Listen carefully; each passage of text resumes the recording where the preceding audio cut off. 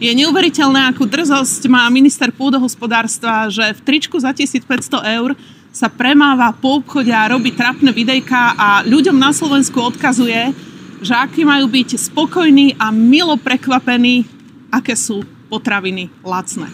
Pán minister, choďte sa opýtať tých ľudí, ktorým ste zobrali stovky eur na daňovom bonuse, ktorým ste zvýšili dane, dôchodcom, ktorým ste zobrali rodičovský dôchodok, choďte sa ich spýtať, akí sú milo prekvapení z tých vašich lacných potravín. A riešenie, ak chceme mať naozaj lacné potraviny, tak minimálne slovenské lacné potraviny, tak je potrebné podporiť slovenských farmárov.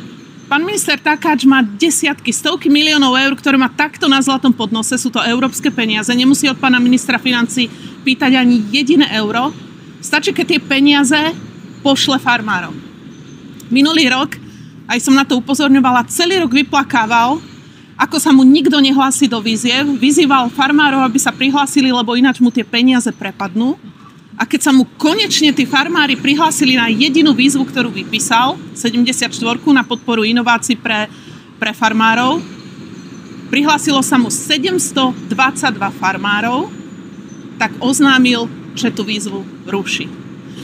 Pán minister asi nikdy nepracoval vlastnými rukami, nikdy si nezarábal na živobytie vlastnými rukami, nikdy neobrábal pôdu a zrejme ani nikdy nepracoval vlastnou hlavou. Pretože kebyže to robil, tak vie, že tí farmári tvrdo pracujú, vstávajú o 6 ráno, tvrdo makajú a keď sa chcú prihlásiť do eurofondovej výzvy, tak ich to stojí obrovské množstvo času a energie. Mnohí z nich si museli napríklad najať konzultantov, ktorým zaplatili stovky eur za to, aby im spravili projekt.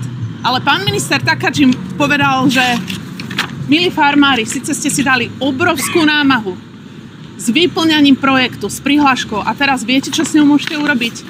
Môžete ju takto roztrhať a môžete ju hodiť do koša, pretože ja som tú výzvu zrušil a žiadne peniaze nedostanete. Toto je odkaz pre farmárov.